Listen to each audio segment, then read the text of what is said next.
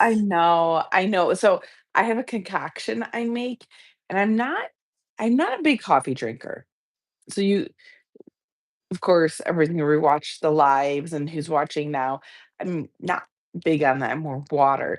So I have, if I need a jolt, which today is a super busy day, every second's accounted Yes. for. So I Yeah. go to Starbucks, and this is my hack. I get the largest cup I can, the venti, Yeah. fill it with ice, and I get 2 shots of espresso, and then I Okay. get my traveling protein shake if it's necessary, and Yeah. that's the Core Power. It's 42 grams of protein. So, I only get the shots of Wow. espresso, and then I put my protein drink in it, and then I mix it up. It's like whoosh, whoosh, whoosh, whoosh. So, I'm 42 getting grams? That's a lot. That's yes. awesome. I know. So Nice. just to get through. So I have my protein, I have my jolt of energy, and I'm not big on espresso or coffee, but today, today we Yeah. need it. There is so much drama that Got happened this last going week today in the too. real estate world. Oh my gosh, the Just drama. the The legal drama. drama. The legal Oh my drama, gosh. the agent drama, the There's seller, the buyer. so much So and much. everything compacted because we had 3 work days. Yeah. Right. Technically 4, but oh, I keep hitting this. Can you hear me when I hit the mic? No, Sorry. it doesn't make a noise. Um, Good.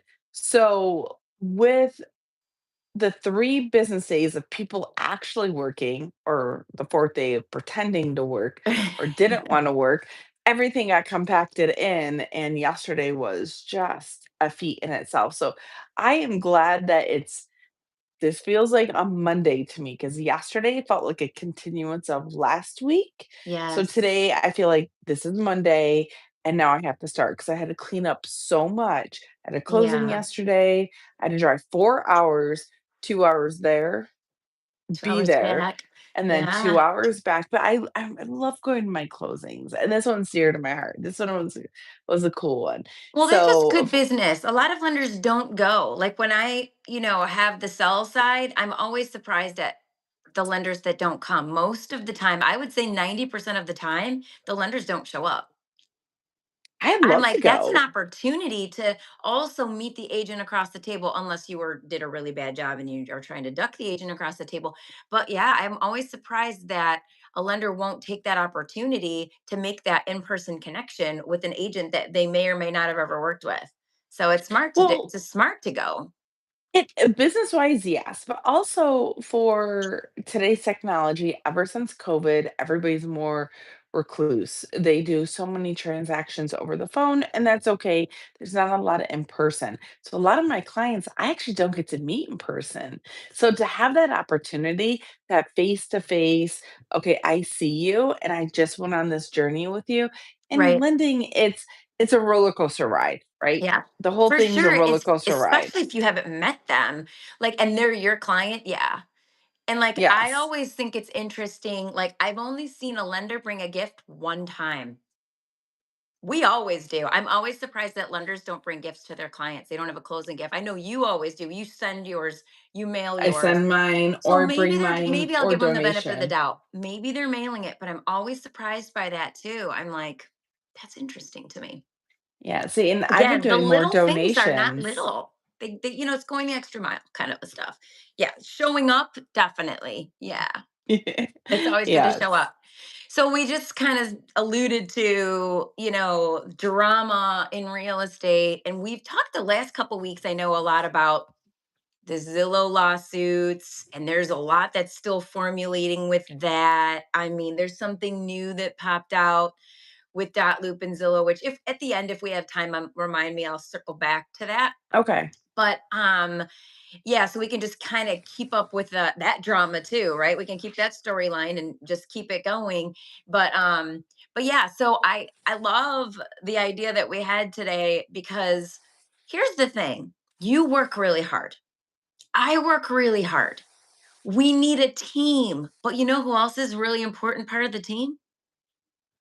The seller or the buyer, right? Yes, the Hello, who expectation. just joined us. Yeah, like I don't know how to pronounce that, but hello's maybe it's Zootman 420. to Gardner, welcome. It's a team effort, right? So you can be working really hard. I can be working really hard. But if our client isn't like working with us, it's really Mhm. hard to work against the grain and try and do an uphill battle, right? Like that's Yes. it's like it you would think it just would make sense that like if you're hiring somebody, trust them. If you don't trust them, don't hire them. But if you hire them, do what they tell you to do. That's really important. Hey, Sally from Fort Ooh, Myers. Fort Myers. Whoop, whoop. Fort Myers in the house. But yeah, like do exactly what they tell you to do. And again, if you don't feel like you trust them, then you shouldn't hire them in the first place. So that Yeah, makes and sense. that's why you'll hear us say out loud, it's important to interview. It's Yes. important to Ask feel questions. comfortable with your team because Yeah. we are a team and our goal is your goal. Get to the closing table. You're buying a Right. house or selling a house. That is the goal. And Hmm. that's why we're here. But I feel like there's some self sabotage going on within the Total team that I think should be sabotage. discussed. We have to talk about it because I'm We hoping that do. we'll get the news out to people who are thinking of selling, because sometimes your agent doesn't have the strength to tell you certain things. So I feel like we can do that here because we're not going to be calling anybody out. We're just going to be, today, we're going to be like, we're in a lot of real estate circles. I know you are, I am, you and I talk, we hear a lot of stories. So we're going to talk today about stories that we've heard. Doesn't mean we've been part of them, but things that we know of that have happened, real stories that have happened, with the hope of educating and helping people so that when it's your turn to sell, when you're the seller, you don't sabotage yourself. Like, people say you self-sabotage in life. Like a lot of people do on accident, like in dating. Like it's like you're looking for something to go wrong. So you almost push someone to the limit to see if they'll break up with you. There's that self-sabotage. There's just all kind of The self-sabotage people do. financial There's sabotage financial where it's self-sabotage. the block up here. So Yes, actually, if I can start, can we talk about my closing yesterday? absolutely. That was I understand why. So this home that the client purchased was sat on the market, I want to say since July. Okay. Before before the before we came in, saw it, put an offer, and there was already an offer on it contingent of that person selling their house, and for some reason, Okay. they couldn't sell their house, so Okay. when, my client's offer went in, that triggered the 48-hour rule where they Mm-hmm. had to prove that they sold their house or went under contract for Mm-hmm. this, but here's the sabotage that happened. I was there yesterday, so I went to the closing, and I actually went there for the walkthrough. I don't do walkthroughs. I've only done 2 my entire career. This one's different. This is family. So I Right. went and did the walkthrough. That's why this one was dear to my heart. It's family. And I knew the cleanliness of the house was an issue. I knew well lived in is an issue. However, the price point of this home was on the higher side. The expectations of the house being a certain level should have been there, and it wasn't, and so there was a little high hopes. Okay, well lived in, young family, I get it. We all have had young families, and we all live in lived-in homes, but when you go to sell and you're not willing to paint, you're not willing to clean the house, and you're not willing to patch up the little thing and just paint over or whatever it may be, that's sabotage in my brain. Like, how much does it cost to spackle that? How It's much super cheap. Doesn't cost a lot. Spackle's cheap. Well, so in your head, and you and I went through this with mine, I had to bring in people to paint because the comments that were coming back. This family, it was shocking that they actually left the house really destroyed and dirty, but it smelled because it was dirty. And a lot of people, Mhm. I think that's why I sat on the market so long, because they didn't want to clean the right way and they didn't want to do a quick coat of paint for what? How much is a gallon of paint in your time? What is that? $200? $300? $400? It's not it's not much at all. So for me, I think that's part of self-sabotage. I now can hear you. You're frozen though.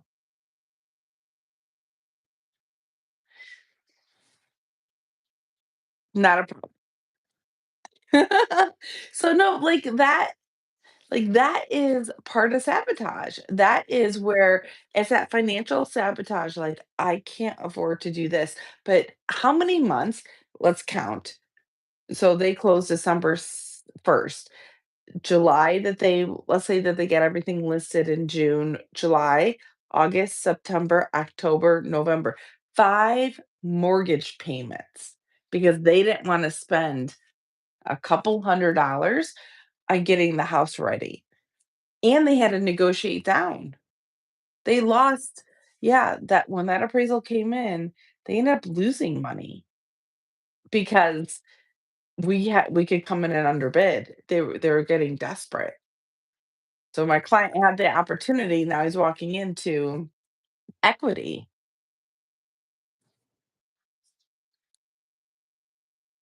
I can.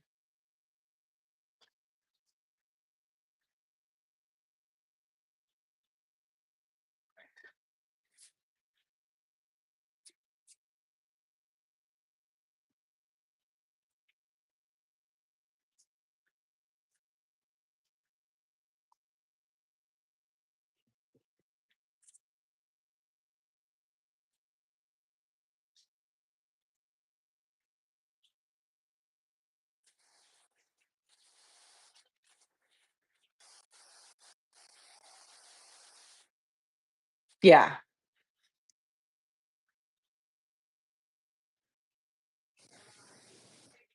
L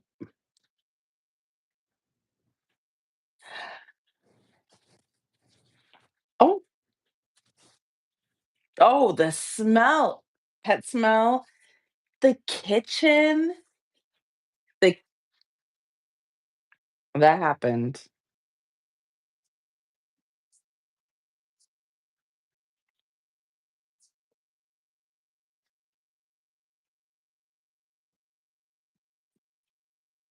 Oh, I can hear you, but yeah.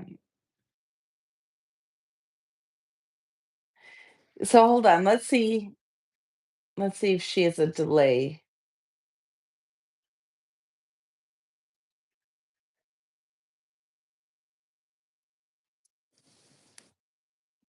Oh, nothing. Okay, so what we're discussing, so Holly's gonna problem solve to figure out what's going on. So what Holly is saying is the smell. You have the dog smell, cigarette smell. You have for me, it was the kitchen. This one home, it happened to be the kitchen. And it was the grease pans. It was actually the cooking pans where they sit like horizontal, not flat, and all the grease fell down. And that's the smell that really, when you opened up that front door, you could smell the smell. And there's cards on the table when we first went and my client saw the house, like, you could see the people who came through. There's quite a few agent cards. So when you sell your house, the buyer's agent, what they'll do is they'll lay down their card so they know that you were there. And it's kind of like tracking everything. Well, there was quite a few cards. I guarantee they didn't get past that kitchen because of the grease and the smell. I can get past that, not a big deal. My client luckily can because they're a cleaner. They can clean very efficiently, but the pet smell, when you go blind oh, let's see if Holly can get back in. Mm, are you there? I'm here. So sorry. I had muted, but Yay! it let me back in. I had to figure that out. I'm so sorry. Sorry Nope, about nope. I don't know So we're what's taught going so on. so what I was talking about is being nose blind, and so just taking that time to listen to your buyer's agent or the seller's agent going, "Hey, if you how fast do you really wanna move this property? If you can sit on it, sit on it." Not many people have that option. I don't there if we had a statistic, that percentage is gonna be super low. I don't know the Right. statistic, I'm not gonna look up that statistic, but the problem is when you're self-sabotaging yourself, just as one example, that was 5 months on the market of them paying a mortgage, insurance, taxes, and upkeeping a property that they didn't wanna upkeep anymore. So those Clearly. 4 things right there, and then heating a whole big house that they probably did not wanna heat, you're looking at thousands of dollars. I don't know the mortgage. So let's just because I now know what the client is spending, let's just say a good roundabout number with all the bills paid, not just the insurance, taxes, and mortgage. But let's be realistic, all those bills, maybe the housing bills came out to 3 grand a month. When you add up electricity, gas, propane, whatever it may be, that's $3,000 a month times 5. So they spent $15,000 out of their pocket because Right. they didn't wanna paint and clean, Yeah, that's like called and they counting your lost cost. Like count then your they costs. You lost need to, equity. and you know what? And you hit on a good point when you said the upkeep because it always happens. It's almost like as soon as you list your house, you know, because you were a seller, something Yeah, always happens. Something needs to be fixed. And God forbid, I've had it happen. I've seen it happen so many times. The heater goes out, like, the furnace goes out in the wintertime, and you've got to redo that. You've got to put a brand new furnace in. So, like, you have to look at your carrying costs. Like you said, things can pop up. So, in talking about finishing up the no hole nose blind situation, then we can move on to the next one. But I had a situation where there was a listing and it was cats. And cats are the kiss of death sometimes because if you have the carpet and you have urine. cats, the cat urine, you can't get it out. I don't care how many times you try. You can buy No, all you the have to pet rip up solutions. subfloor. It has to come out. The carpet has to come out. And you might even have The to, padding yes, has to come out. the carpet and Carpet the padding have to padding go. You may have and to treat the subfloor. I mean, yes, there's or rip it so out. much work. So I had a Mhm. situation like that.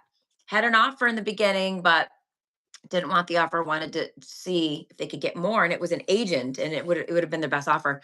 Went through the whole thing. Every comment was, it smells like cat urine. It smells like cat urine. It smells like cats.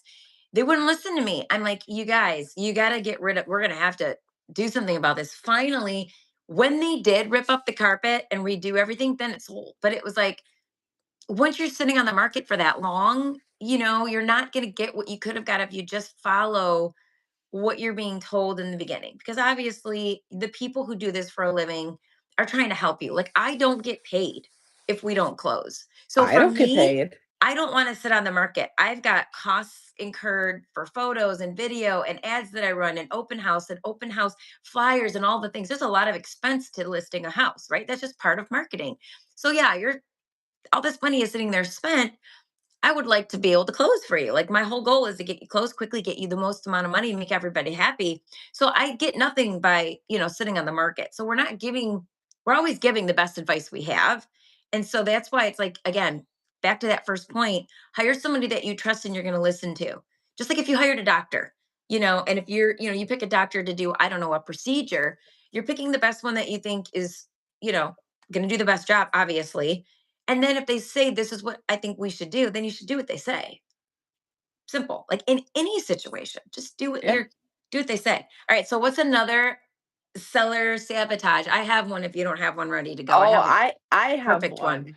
Okay. What's that? What is it? Okay, can we say at the same time? I'm feeling we may say the same thing. We can try. Yeah. Okay, Ready? okay, on the count of 3. 1, 2, 3, price point. Seller needs to leave. Oh. Ah! The seller does need to leave. But yeah, so okay, so we can talk about that, and then I think after, so let's talk about yours first, and then I would love to address the online platforms to give Oh, for sure. the estimates of the Yes. value of your house, because Kiss of death.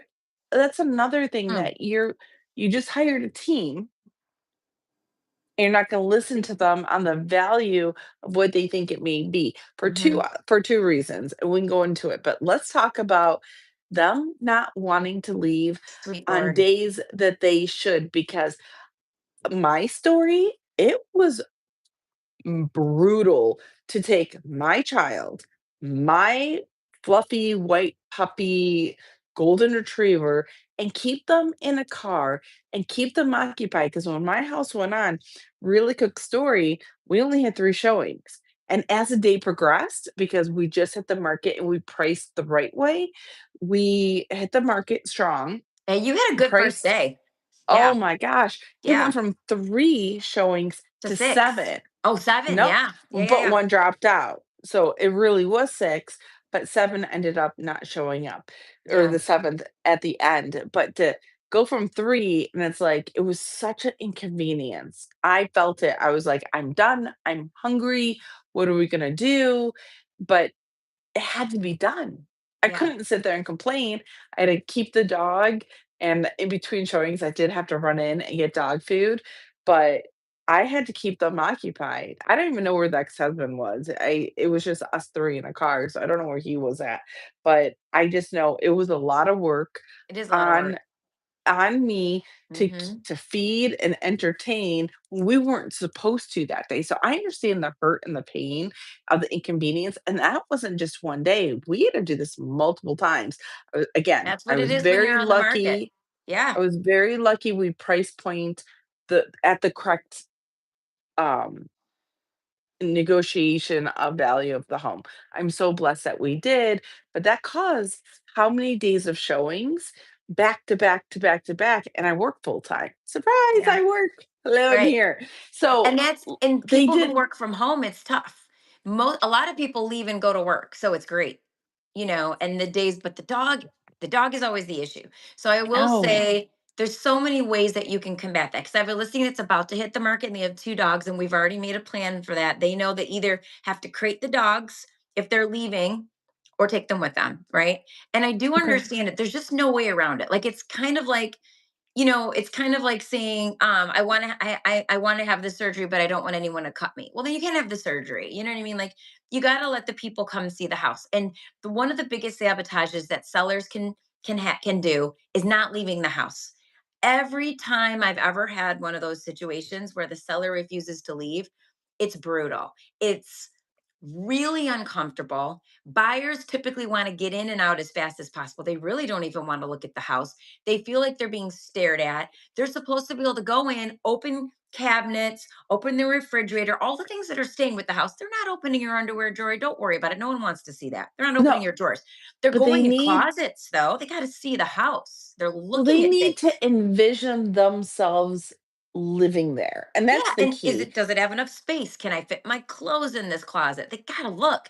But when the seller's right there, they feel very uncomfortable, especially if they are also a seller. They almost are like, dude, I left. I understand. I had to do the We've all work. done Like you it. just said, all the things that you just said, they did. And sometimes We they have have to do it. babies, and the babies have nap times, and they have the dogs, and they have all the things. So it's like, and they have to clean the house, and they have to do all the things. One time I went in, this has happened more than once, but one time I'll just tell this one story. It was this seller and he was older. And I'm like, okay, I get it. Like, he really thought he wanted to show the house. He really thought he was going to be able to do a great job. He walked us through the whole house. I kept trying to get away from him, kept following us and wanting to stop and talk to us. My buyers were super annoyed, and all they wanted to do was leave at this point because he wanted to walk us through the house. And I was like, and listing agents, we do the best we can, but sometimes you do get a seller that's I like don't that and there's want nothing you can someone to do. walk me through. I don't need a It was Vienna. V- terrible. Venom, no, wait, what's her name? Vanna White? Vanna Vanna White. White. Yeah, I don't like need a I Vanna know White. I how to just walk want to through a house. explore. Yeah, I Yeah. don't need your help, dude. And I kept trying to say, listen, if we have questions, I'll come back and ask you, I promise. Because I knew that my buyers were like, they wanted nothing to do with it. So do not list your own house, or do not, well, don't list your own house either. There's a sabotage we could get to. But if you do list your own house, then you are stuck showing it. And let me tell you, that's the worst thing you can do is be the seller and have the buyers in the house at the same time. They're not free to look. They don't feel comfortable. They're really feeling like you're encroaching on their space. And those houses sit forever because buyers are not comfortable. They don't want to do that. So No. do not stay at the house. Get out. The only time it made sense to me, somebody was literally bedbound. They couldn't leave. And Mm, that's a different situation. Like I understand that, like that that's medical. medical, they couldn't leave, we almost feel bad for him in that situation. You still got to sell. It's probably why you're selling, probably had to go into an assisted There's a living compromise, situation. though. The Always agents compromise. talk, there's a compromise to that one. Always. Yeah. Yeah. And don't So, talk to the buyers. and also kinda let me do an offshoot of your conversation. I had So, as a lender, I go to open houses and I work with my real estate partners. I think that's huge. Going to Hmm. closings and also working as many open houses as humanly possible to help give value to my partners. And for the people who come through, they may have mortgage questions. They may Absolutely. have questions about the taxes or how would this work and how would that work. They may have their own lender, but just to bounce that off, I'm happy to be there and help create that value. But with that said is I'm taking time out from my family on a Hmm. Saturday or Sunday to sit at this open house, and so is the buyers who are looking, so is everybody else. But when you have an open house scheduled and all of a sudden you don't wanna have a Saturday open house when it was scheduled and you want it pushed to Sunday and the expectations change, and that's happened to me twice about 2 or 3 days before the open house. The flyers have been done, the marketing has been done, everything's done, and this one individual put their foot down and said, "No, I'm tired and I don't wanna do Saturday."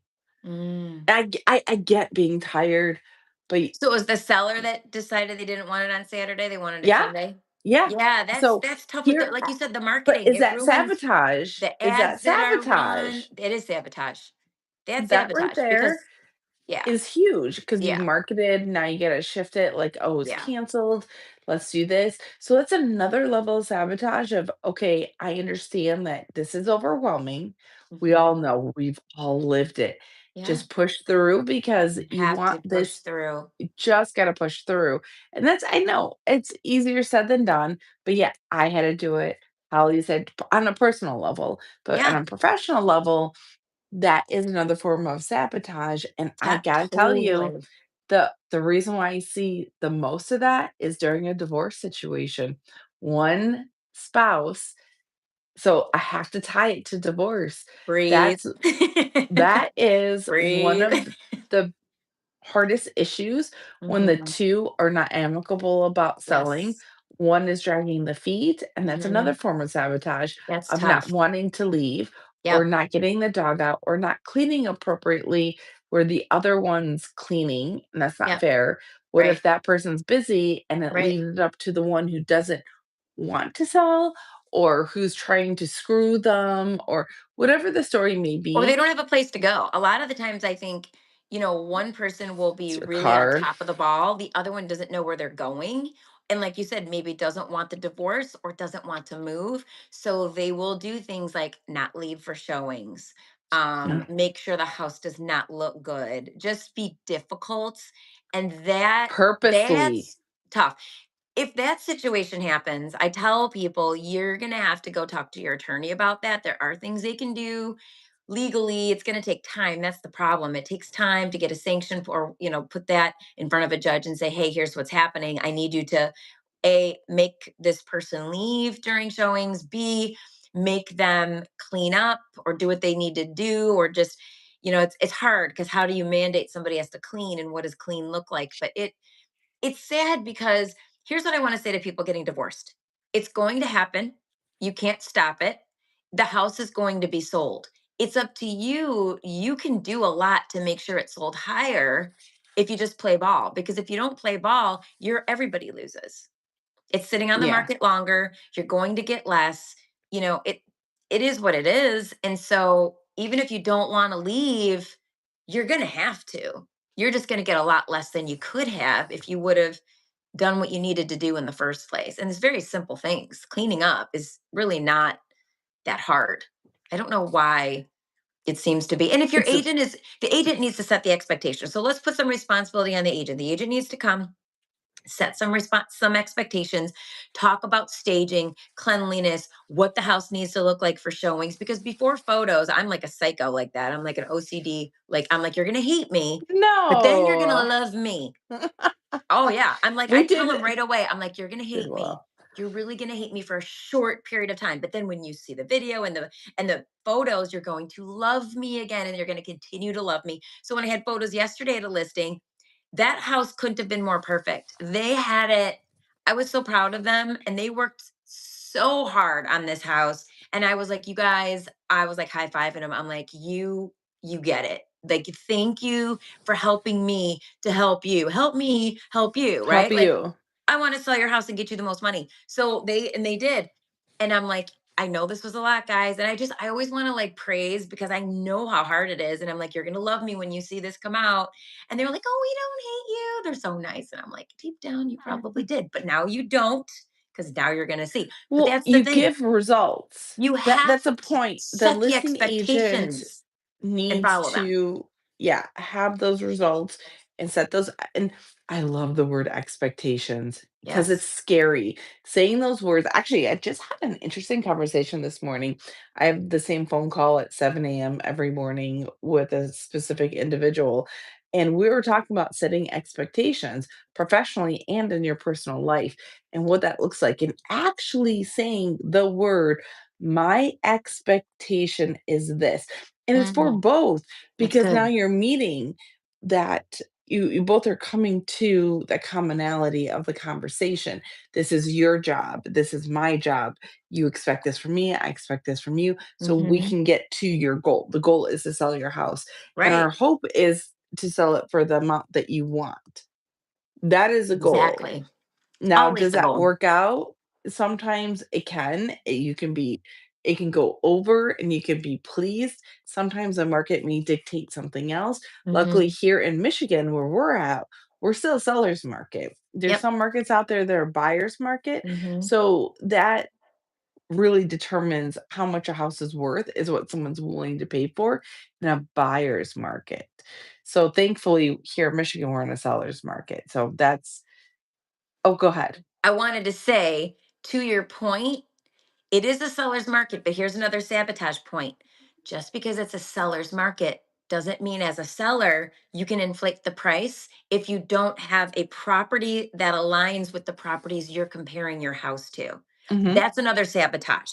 Telling yourself it is a seller's market, so I should be able to get the same thing my neighbor got. Okay, if your neighbor's house looks like yours, then yeah. And if it's in the same vicinity and it's the same, about the same age and Square it's footage, square footage, the if it's a ranch, you have a ranch and it's a ranch, or a colonial and it's a colonial, if the basement's finished and their basement is finished, like if you've done the heavy lifting, here's the biggest thing. When you are looking at two homes and they look equal on paper, one of them has replaced, let's say, the roof, the HVAC, the windows, kitchen. the kit, even without, if everything else looks exactly the same in the house, but they've done all of those like heavy lifting, like repair, and they've kept up with as the home is aging, even if it Mhm. looks exactly the same, you can't expect home B can't expect to get the same price home A got when they didn't put all the money into the house that home A did. Home A bought a roof, they bought the furnace and the AC, they bought new windows. So you can't expect that just because your house looks the same, that you're going to get the same, because they've done all of it and you didn't. So they shelled out all that money. Again, it's like the expectation. And that's a sabotage thing too, is just looking at, and this is going to lead into what you said when we talked about mine, pricing, online, valuation. Like when Zillow gives you a Zestimate, Zillow ain't seen your house. Zillow hasn't walked through. Zillow didn't call and ask you questions. Zillow doesn't know if you replaced your, all those And things I it's just talked about. yeah, and it's just not real it's just not Zillow. Zillow is a corporate a lot of people pick on Zillow, but you have realtor.com. You have all these platforms, right? Which is owned by Saying, Zillow, right? Isn't Realtor owned by Zillow? I have no idea. That I don't know. Can't speak of. Wait, Trulia is owned by Zillow. No, I'm sorry. Realtor's not owned by Zillow. Trulia, sorry. I didn't think so. No. But Realtor's If I the had to same way. guess, but I don't know. Here's the thing is that you're again, you hire a team to get the value of your house, sit down and look at it and we sit down and go through the neighborhoods. We know the neighborhoods better. Zillow's pulling from data that's they're collecting because they're that's a huge data center, and in all Mhm. rights, they get in a good approximate-ish, but that's not the true value. So that's Right. another sabotage that I've seen that I've had my clients who I have pre-approved to go buy their a new house. They're like, "Okay," and my question to my clients, and we start getting organized, we start getting pre-approved. "Okay, you're selling your house. Has that listing agent done a net out sheet? Did they do value? Yes. Oh, no, they haven't. They don't know what that is." I get that more so not, which The is agent sad doesn't know because what a net out sheet is?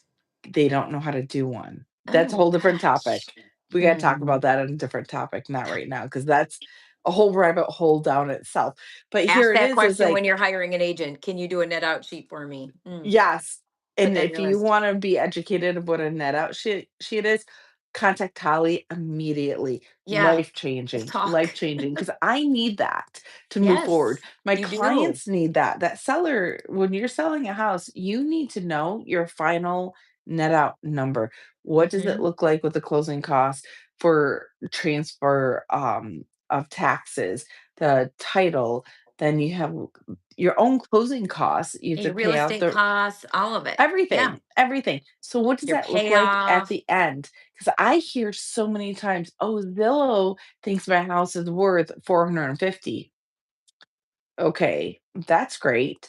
And then turns out when a realtor shows up in the picture, the house is actually worth 500,000 because they have more upgrades than Zillow knew. They Right. actually the house was worth more and they were already okay with the lower.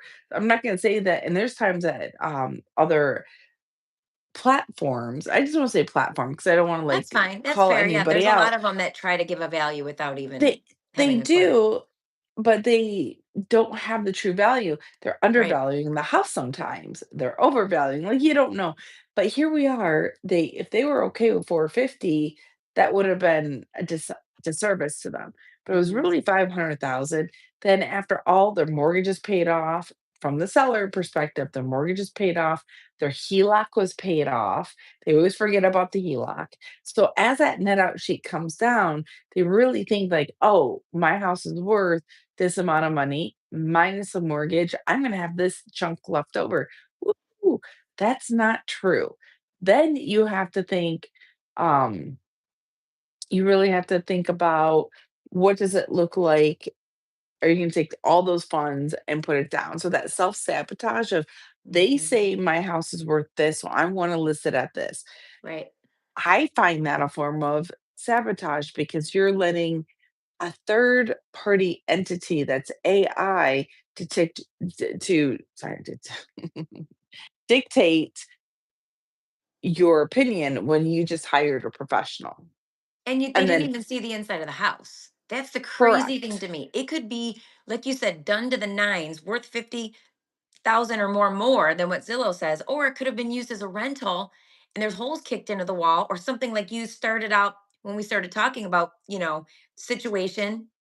Zillow doesn't know that. When I was selling my last house, not the house I'm in, well, I'm obviously in this house, but the house prior to this that I sold, Zillow had me that my value is 50,000 higher than it actually was, Okay. which made me happy on one end. I knew I wasn't going to list where it said. And so I was going to look like a great value for the people who didn't know any better and looked it up on Zillow and thought, oh, wow, this is a great opportunity for me. But as an agent, I would have loved to get 50,000 more for my house. But I was like, Zillow doesn't know what the pockets are here, and Zillow's comparing me to other areas and there's specifics to where I was at in that neighborhood. There was no Mhm. way I was going to get, and I got what I asked for. I was really happy. I doubled what I bought it for, but it was trying to say it was worth 50,000 more, and I was like, if I had been a normal person and I came to help me as an agent, I probably would have been sitting there like, well, Zillow says 50,000 higher. So then you'll get an agent that'll come in and just do whatever you want just to get the listing and then ask you for a bunch of price reductions. And unfortunately, you could have just sold likely a lot sooner and maybe even more than what you asked but you set it so high and you sat on the market too long. So that's again goes back to the point of don't sabotage yourself by not listening to the professional that you've hired to do the job for you. And again, talk to other agents. This is an interview process. Hmm. You Holly, you go in, and I've seen you your your awesome folder. I've looked through what your listing presentation to get hired for this job. And it's amazing because it shows the data. It does this. And that is what you're looking for is when a professional can come into your house, speak your language, and you got to jive with them versus going to one person. Now, if they come highly recommended from a good friend and they have good reviews, by all means, if you just want to do one and done, okay. But again, that's part of your due diligence. You Right. got a personal reference from somebody, great, run with it. But Hmm. I'm a huge fan of looking and talking. Yes. I work with a few real estate agents that I partner with, and I'm not their only lender. And they will give out 3 names, they only work with 3 lenders, Hmm. and they can call all of us. And I actually know the other 2 lenders. I play super nice in the playground because I can do certain things that they can't do. Like, I work for a company that's nationwide. That's That's a yeah. huge, That's great. huge benefit if they wanna move or if they're looking for other products, like, I can our construction is good. There's other things we can do and stack together and another company can't. So we all kinda work well together. Hmm. You just need to call and say, "Hey, okay, I drive with this person. Hey, this one's gonna give me different knowledge than this one person." Or, "Hey, I don't even wanna talk to the loan officer, just email me only." 100%. But just don't sabotage. No, that's the moral of the story. If you Yeah. want to sell your house, trust the professional. And Cece, you're absolutely right. If you're one of those people that's going to be, I don't want to say difficult, but if you're going to be a second guesser, maybe someone who's constantly second guessing, interview a few agents. They'll probably, if you have a good core people that you're interviewing, they should all be telling you the same thing. You should be Mhm. hearing that same message. So if you're that kind of person that needs to really second guess everything, talk to a few agents so that you know they're all saying the same thing, and then pick one and do what they say. Honestly, because whatever you do for a living, I'm sure you're an expert. And if I come to you for that, I'm going to trust you and let you direct me. I'm huge on that. I hire a professional. What they tell me to do, I do it because I'm not, that's not my lane and I don't know everything. I know Yeah. what I know really well. Real estate, all day long, I'm your girl. And there's a lot of other things that I'm really good at. But if it's something I don't know about, I'm going to find the best person in that industry. Like, let's say a financial advisor, for example. Like, if I'm looking for a great financial advisor, I'm not the best with, like, I don't know stocks and bonds and all the accounts and what you should do and how you should invest. I don't know all of that. That's not my wheelhouse. I'm going to find somebody, though. And if they tell me this is where you put your money, I'm going to do it. Now, if I don't trust them, then I need to keep interviewing people until I find the right person and they say, Holly, do this, then I'm going to do it. Because that's just how it should go. You know, you need to trust this asset that you have. Your home is likely your top asset. So you're worried and you already hit on this house that sat for 5 months paying $3,000 a month, $15,000. Like your net out of what you're actually going to make sitting that long. You know, this is an asset. You want to make the most out of it. So you need to be smart about things. Mhm. Be smart about it. Listen to the person that you're hiring to do the job. Do you have any more like crazy, crazy stories before we end that you wanted Oh, to?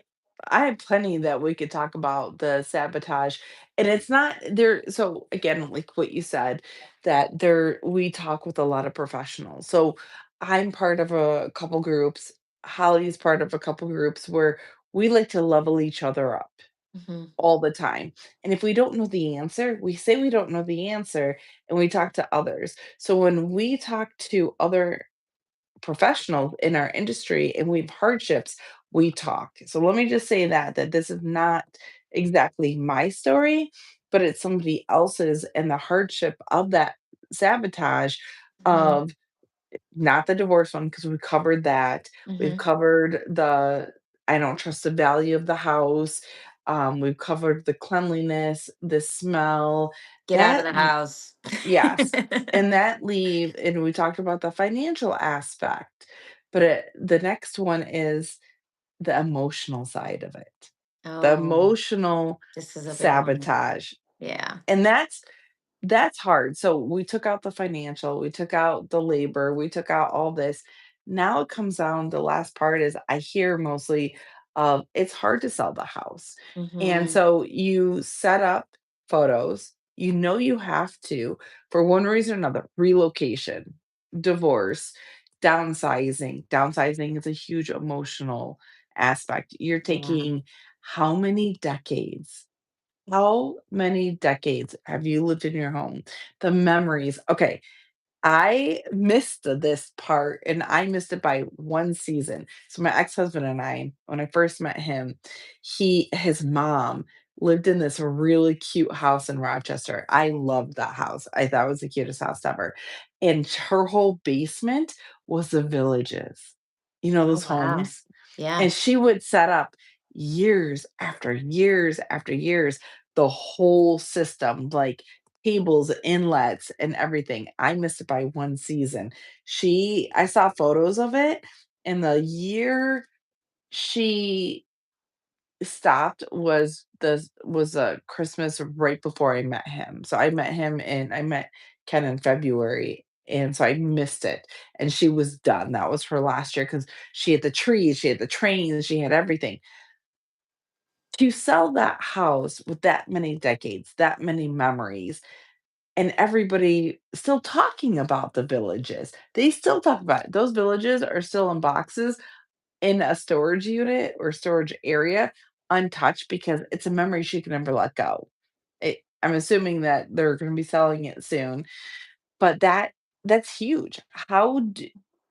Do you get past that sabotage of the emotional grab of I'm not ready. They know they need to sell for one reason or another, good, bad, whatever it may be. But how do you take decades, Holly, decades and family memories and go, okay, I'm going to list because I've heard I got a seller pre approved to buy their next home. Hmm. And then they're like, I can't find anything that matches that emotional tie to their last home, even though they need to sell they are looking for that same emotional oomph, like, "Okay, I wanna walk into the house and I want it to feel like home." Well, Yeah. walking into a home, you gotta make it your home, you have to envision it to become something different. So that emotional of letting go of a home and then moving in, I feel like there's 2 aspects here that maybe you can go into, but on our end, when we do a pre-approval, we've seen this. Let's get pre-approved, and then they they kinda drag their feet a little bit. So that's something I see. Yeah, I can hear you. Oh, no. So, we can wrap it up there if you want, but that would be the last part of what sellers and buyers will sabotage and what key components moving forward for a successful selling of your primary residence and moving to a new one or even being a first time home buyer look for this and recognize that you're not going to sabotage yourself not looking at a new home where it needs to be perfect. An ugly duckling is just beautiful. It really is. And finding the home that needs TLC is a beautiful thing. I mean, my client yesterday, because it smelled, because it wasn't clean, walked into $10,000 of equity. Like that's huge. All because someone didn't want to spend $500 on cleaning it and painting. I hate to say it, but that's a tough lesson. I mean, it was beneficial for my client, but not for the seller.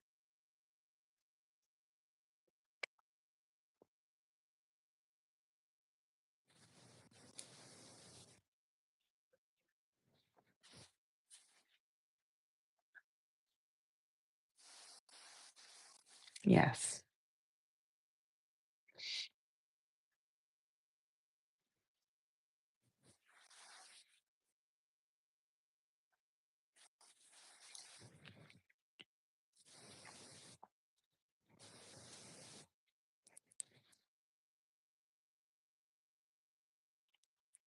Yes.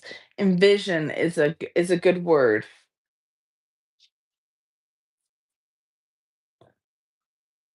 Mhm.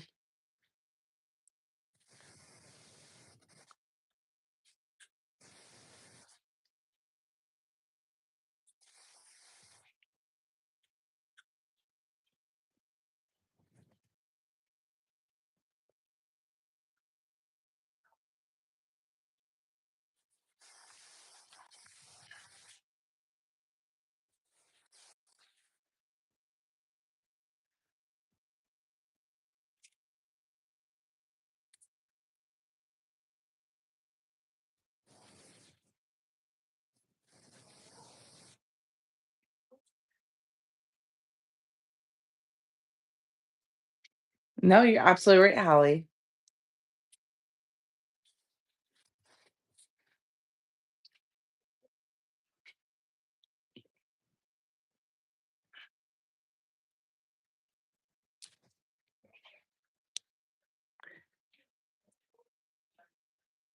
Oh my gosh.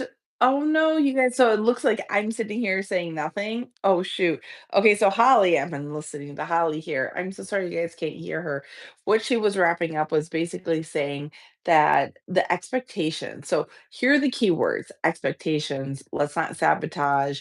Let's envision. Let's have a goal and let's get organized. Right. So that's what this live is about, is setting those expectations so there's no self-sabotage.